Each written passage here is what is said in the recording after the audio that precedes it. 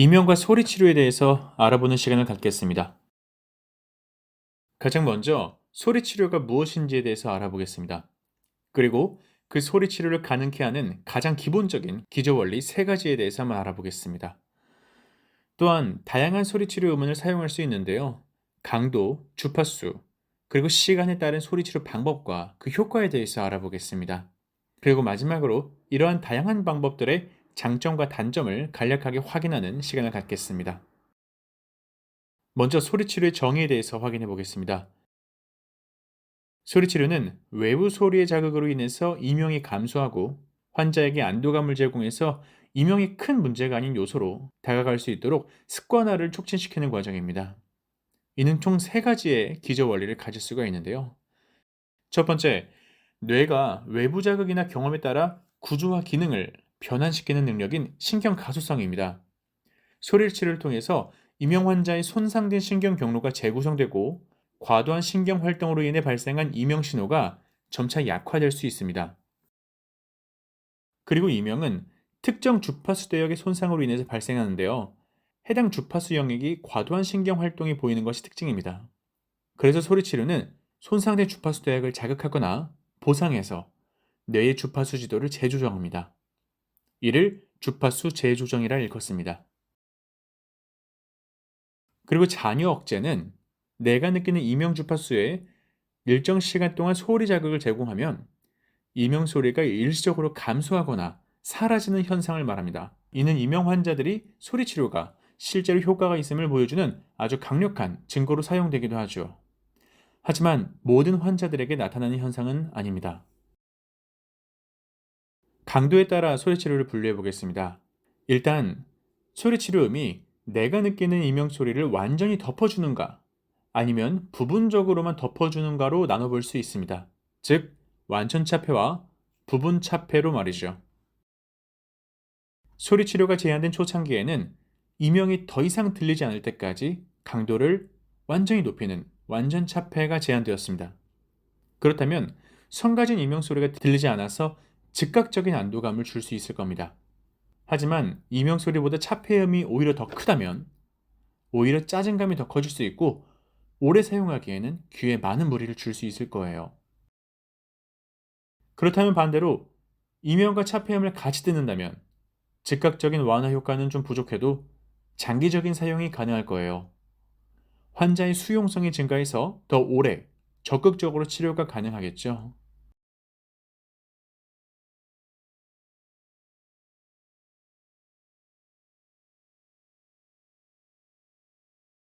그렇다면 반대로 이명과 차폐음을 같이 듣는다면 즉각적인 완화 효과는 좀 부족해도 장기적인 사용이 가능할 거예요. 환자의 수용성이 증가해서 더 오래 적극적으로 치료가 가능하겠죠. 한 연구에 따르면 내가 느끼는 이명 소리보다 이명 차폐 소리를 6dB 더 높게 준 뒤에 점차적으로 낮춰서 이명 차폐 소리를 내가 느끼는 이명 소리보다 오히려 3dB 더 작게 느껴질 정도의 강도로 치료음을 설정했습니다. 점차적으로 이명 차폐 소리를 낮춘 거죠. 이렇게 3개월간 치료한 그룹 26명과 부분 차폐음만을 활용한 15명의 치료 효과를 비교했는데요. 결과는 소리 치료가 더 이상 필요 없습니다. 라고 이야기한 인원이 순차적 소리 치료 그룹에서는 전체의 42%로서 부분 차폐음을 사용한 그룹보다 약 9%더 높게 나왔고요. 소리 발생기 더 이상 사용 못하겠습니다. 이렇게 치료를 포기한 인원이 단 한 명도 나오지 않음으로써 약 53%더 낮은 포기율을 보였습니다. 이렇게 큰 만족도를 입증한 바 있습니다. 결국 많은 연구들에서 완전 차폐 그리고 부분 차폐를 섞어서 대상자가 차폐 강도를 직접 조절하는 것이 중요하다라는 이야기를 많이 하고 있습니다. 지금까지 내가 느끼는 이명 소리에 맞는 차폐 소리에 대한 이야기를 해보았는데요. 이번에 조금 다른 이야기를 해보겠습니다.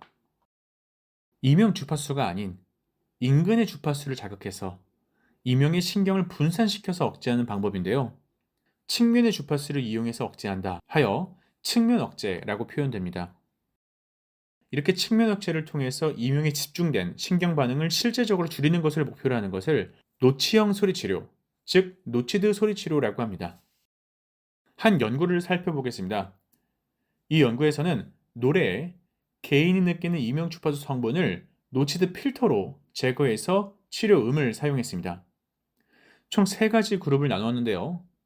첫 번째 그룹은 원음을 듣게 한 원음 그룹, 두 번째는 환자의 이명 주파수를 잘 제거한 노치 필터 음악 그룹, 세 번째는 환자의 이명 주파수가 아닌 다른 주파수를 제거한 위약 음악 그룹이었습니다. 대상자들에게는 노치 필터 음악이라고 알려주고 실제 플라시보 효과가 있는지 본 거죠. 얼마나 비슷한지 잠시 소리를 들어보겠습니다. 먼저 원음 그룹입니다.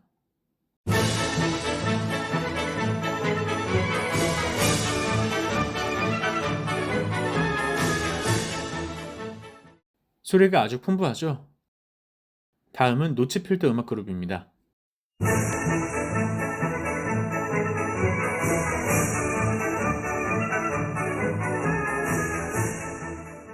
뭔가 좀 어색합니다.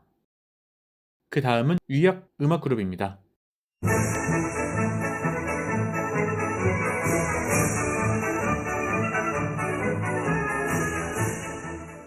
플라시보 효과를 기대할 수 있을 정도로 노치 필터 음악 그룹의 음원과 상당히 유사합니다. 그런데 결과는 놀라웠습니다.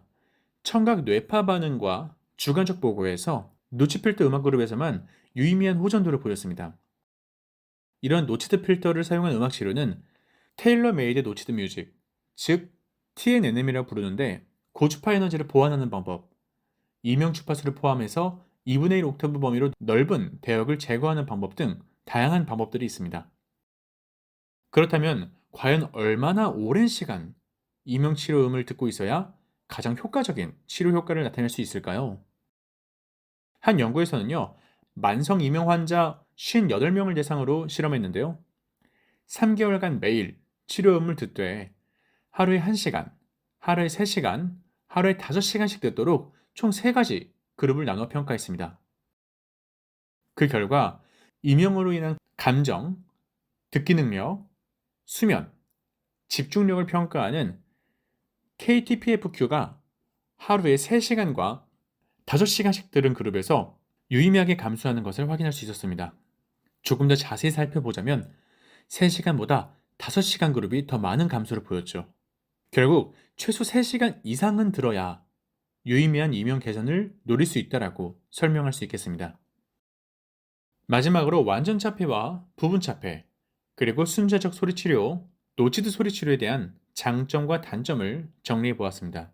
내 이명 주파수를 잘 찾고 나에게 필요한 소리 치료를 꾸준하게 받는다면 좋은 결과가 있을 수 있습니다.